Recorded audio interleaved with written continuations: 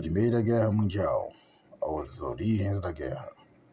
De um lado, a concentração capitalista com a formação de enormes cartéis que disputavam os mercados mundiais. De outro, a corrida colonialista. Eis os fatores fundamentais do primeiro conflito mundial, interrompido em 1914. A França saiu do isolamento da Europa Ocidental em 1904 ao aliar-se com a Inglaterra.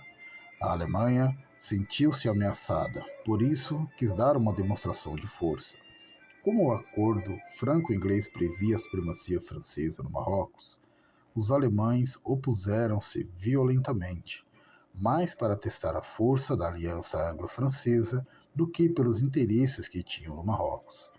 Enquanto uma missão diplomática francesa discutia em Fez com representantes do Império Turco os termos do acordo, o imperador Guilherme II desembarcou em Tanger em 1905, ameaçando a França. A pressão germânica provocou a convocação de uma conferência internacional que se realizou em Algeciras, em 1906, confirmando-se a supremacia francesa na região disputada e concederam-se à Alemanha terras no sudoeste africano. Novo incidente ocorreu em 1911, quando as tropas francesas entraram em Fez para garantir a integridade dos europeus, ameaçados por revoltosos. Um navio de guerra alemão foi enviado a Agadir para defender os interesses alemães. O incidente foi contornado com a concessão do Congo francês aos alemães. Em 1908, a Áustria-Húngara anexou a região da Bósnia, contrariando os interesses da Sérvia e da Rússia, que perdia a hegemonia na região.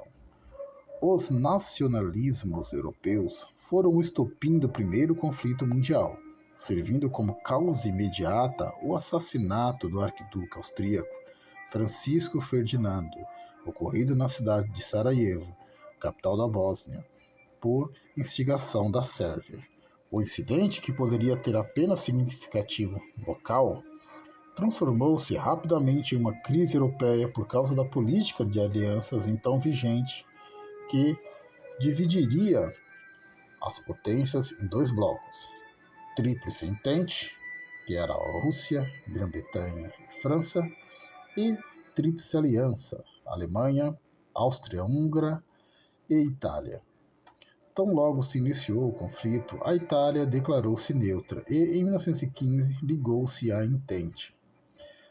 Vários foram os motivos que levaram à guerra. Quando a Sérvia entrou em guerra com a Áustria-Hungria, em junho de 1914, a Rússia apoiou a Sérvia e a Alemanha apoiou a Áustria. O crescimento da Sérvia vinha preocupando a Áustria, na medida em que acentuava o nacionalismo dos povos balcânicos.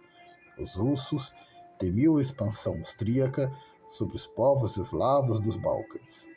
O apoio dado pela França e a Alemanha aos contentores devia-se ao fato de que nenhum dos dois podia se arriscar em seus cálculos de segurança, nem furtar-se aos acordos políticos militares feitos anteriormente.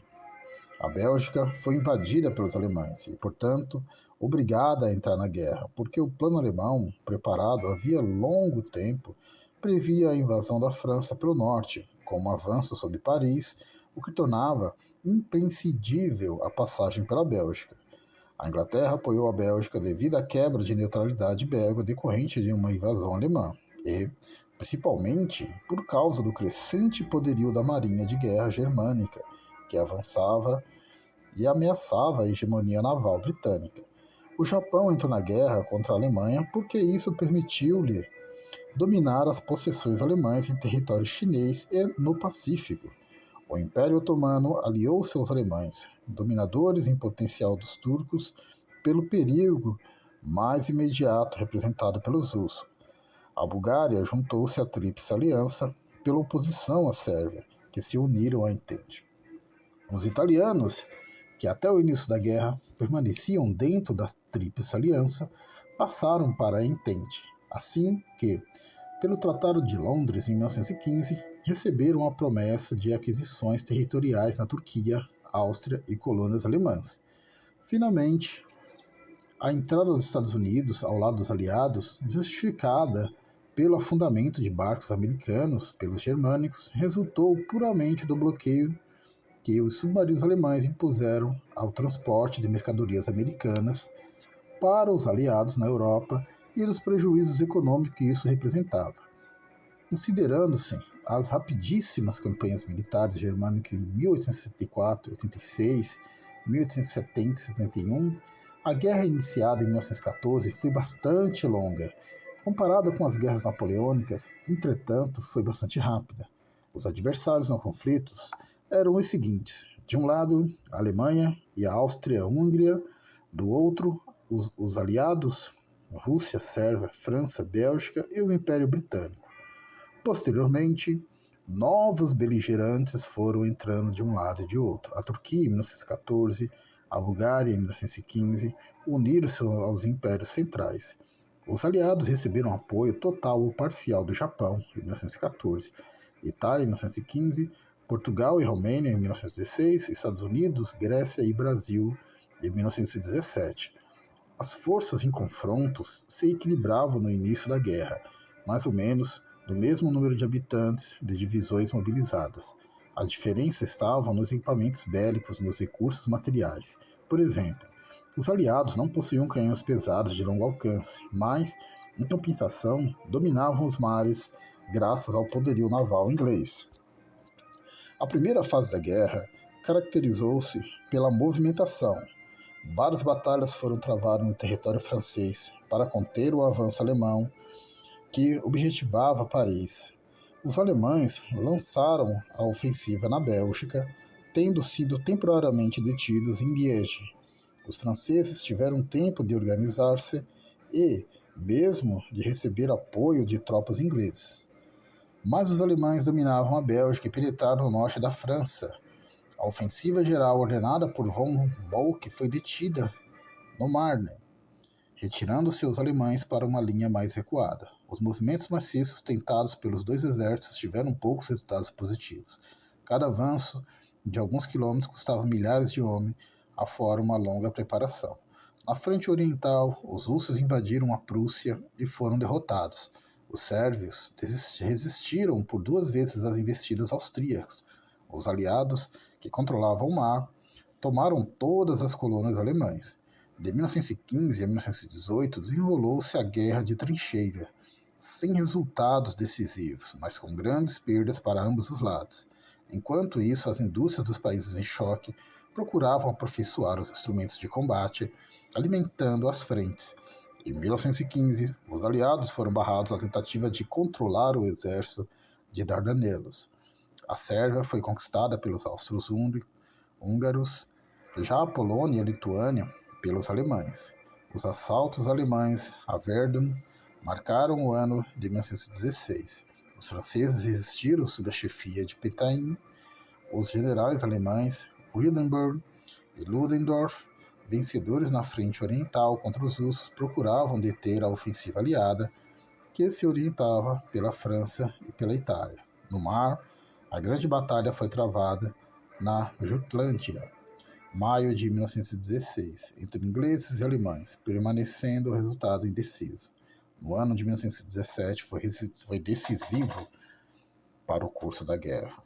Os ataques dos submarinos alemães contra os barcos mercantes neutros, principalmente norte-americanos, levaram os Estados Unidos à declaração de guerra.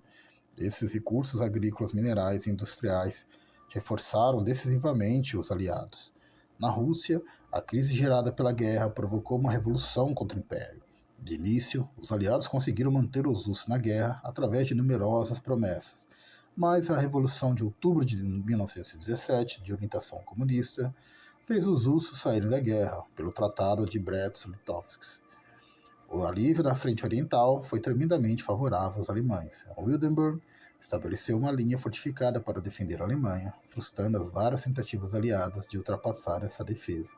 Enquanto isso, os austro-húngaros, reforçados pelos alemães, romperam as defesas italianas nos Alpes e invadiram Veneza. Em 1918, a guerra entrou em sua fase final. Os alemães conceberam suas melhores tropas no oeste, na expectativa de vencer antes da entrada maciça dos americanos.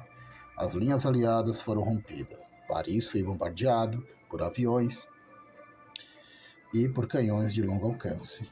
A tática da avançada da infantaria sob a proteção da artilharia, canhões motorizados e aviões permitiu ao novo líder vencer os alemães na Segunda Batalha de Marne. Era o início da vitória dos aliados. Vários pontos foram atacados ao mesmo tempo, forçando o deslocamento das tropas alemãs. A pressão sobre as tropas germânicas cresceu também na região da Lorena.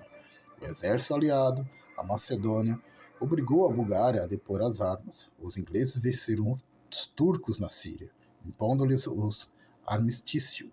Por fim, os austríacos, vencidos pelos italianos, abandonaram a luta, restando somente os alemães.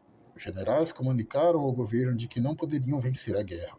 Eram partidários de uma mudança de regime para evitar que a culpa da derrota recaísse sobre o exército, sobre o império e sobre os aristocratas que a haviam provocado.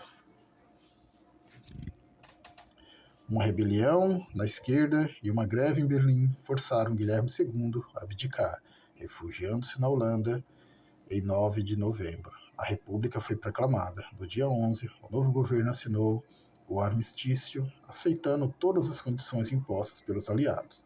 A guerra tinha terminado, mas o exército alemão guardava ainda a impressão de não ter sido derrotado. A paz fora firmada com exércitos alemães em território inimigo, e sem nenhum inimigo estivesse em território alemão. Continuamos na próxima aula.